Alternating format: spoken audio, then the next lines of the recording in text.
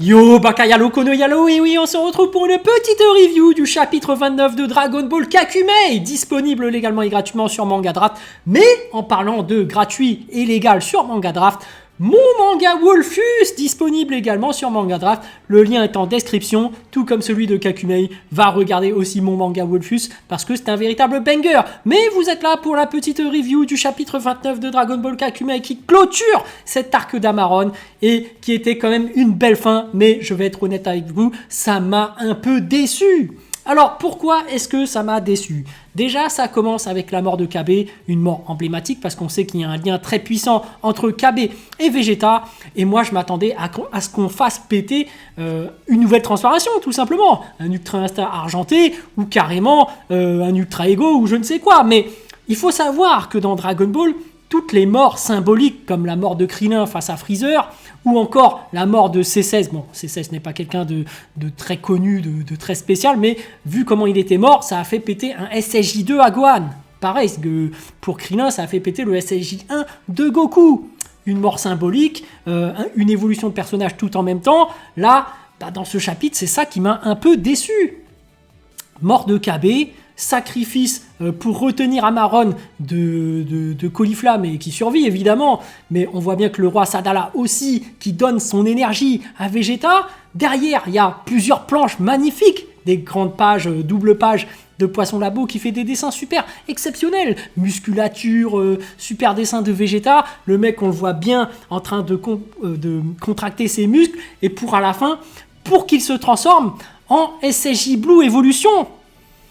Une transformation qu'on connaît déjà.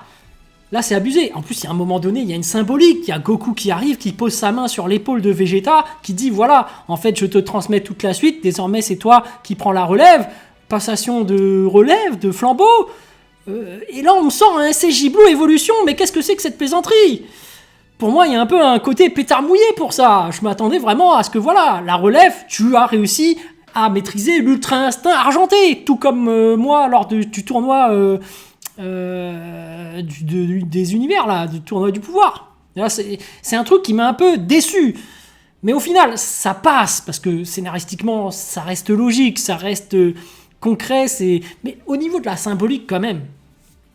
En plus, Poisson Labo a vraiment mis l'accent sur cette transformation. On voit vraiment des doubles planches bien faites avec en gros zoom sur les réactions de Vegeta. Tout ça pour qu'il nous sorte vraiment une ancienne transformation qu'on connaît déjà, le SSJ Blue Evolution. Je suis un peu... Mais ce n'est pas tout en réalité qui m'a déçu lors de ce chapitre. Alors, c'était bien fait, le rayon qui se cachait derrière l'autre pour se débarrasser de Caulifla. J'ai bien aimé, bien que j'aurais bien voulu aussi qu'elle se transforme en SSJ3, mais bon, pourquoi pas, en fait on s'en fout d'elle, parce qu'elle n'est pas importante à ce niveau de l'histoire. On l'écarte, voilà, boum. Je trouve que ça, c'était une très très bonne idée de mettre le roi Sadala qui donne son ki à Vegeta pour qu'il puisse se remettre. Donc on voit qu'il y a de très bonnes idées, et en plus très bien appliqué, très bien exécuté. Mais comme je le disais, la transformation de Vegeta, j'ai trouvé que c'était un peu pétard mouillé. Et surtout, par rapport à Amaron, je trouve que c'est quand même un pétard mouillé. Le mec perd par épuisement. Là, ça m'a extrêmement déçu aussi. Je m'attendais à quelque chose de mieux. Alors, c'est peut-être moi qui me faisais des films par rapport à ce qui allait se passer après. J'avais des attentes. Et ce que je constatais, moi, par rapport à Amaron, c'est qu'on disait Amaron le clairvoyant. On voyait quand même des symboles de yeux, l'œil emblématique de la clairvoyance. On voyait qu'au fur et à mesure de la bataille, Amaron commençait à perdre ses bandages et on voyait son masque s'effriter de plus en plus. Il restait plus qu'une partie particulière au niveau de son œil qu'on ne voyait pas. Je m'attendais à ce que cette partie saute et qu'on voie un Sharingan ou un Rinnegan, un œil spécial, tu vois. Qu'il y ait encore un côté climax où on te dit « Ah, Vegeta, t'as réussi à maîtriser l'Ultra Instinct, mais moi j'ai le Sharingan, attention !» Depuis le début, si je te nargue, si je te provoquais, c'est parce que j'avais une arme secrète, j'avais un Sharingan, tu vois. Là, en fait, Amaron a nargué Vegeta, mais il avait rien derrière. Il n'avait pas d'arme secrète, de quelque chose derrière. En fait, il a perdu par épuisement. J'ai fait, mais attends, mais qu'est-ce que c'est que cette blague? Le mec a perdu par épuisement. Il n'y avait rien derrière. Il faisait chier Vegeta parce qu'il était sadique, parce que c'est un méchant, voilà. Mais je m'attendais à ce qu'il ait une carte maîtresse derrière. En fait, non. Même le côté Amaron clairvoyance, au final, pour une finale, il n'a même pas utilisé de clairvoyance. Je m'attendais vraiment à ce qu'il y ait un truc, quoi. Donc en fait, d'un côté, c'était bien amené lors du combat. Tout l'enchaînement s'est bien déroulé. Je dis pas, hein, les épisodes précédents, les chapitres précédents, c'était bien. Avec un Vegeta qui avait un ultra instinct non maîtrisé, etc. Mais sur le climax, sur la finalité là, j'ai un peu été déçu. En plus, il arrive à survivre. Je suis un peu déçu, j'aurais préféré qu'il meure. Mais bon, pourquoi pas ça?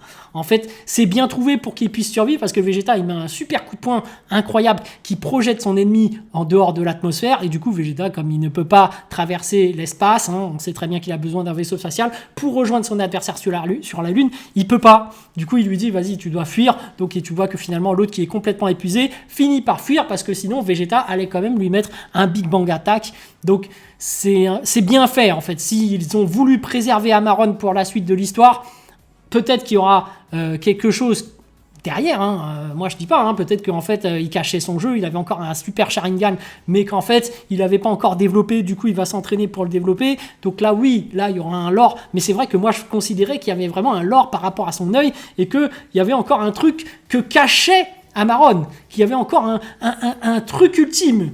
Une arme secrète, tu vois. Bref, j'ai bien aimé aussi le Final Flash, hein, parce que finalement, quand Vegeta se transforme en SCJ Blue Evolution, très typiquement, sa technique, bah, c'est le Final Flash qui suit. En général, il est là, il concentre toute son énergie. Tu vois que c'est par rapport, en général, à sa fierté qu'il utilise le Final Flash. Là, c'est par rapport à Goku qui lui donne la relève, le flambeau.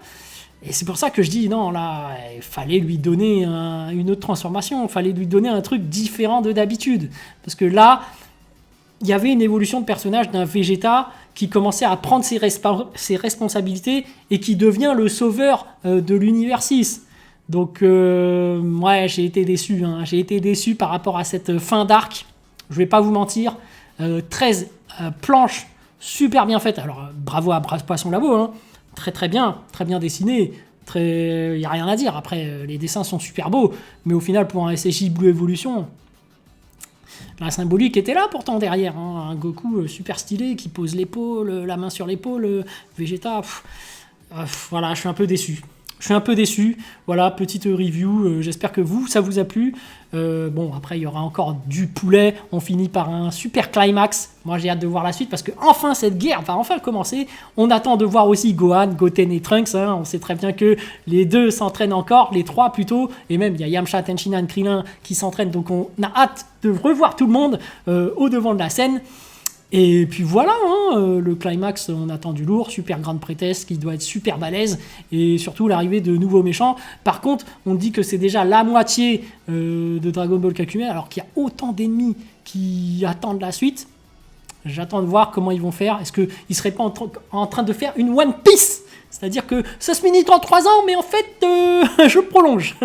Bah, allez, voilà. Sur ce, les amis, je vous dis donc à plus dans le bus, ou plutôt à plus tard dans le car, ou plutôt à bientôt dans le bateau. En tout cas, voilà, j'ai été déçu, mais en soi, c'était quand même un bon chapitre. C'était quand même du poulet.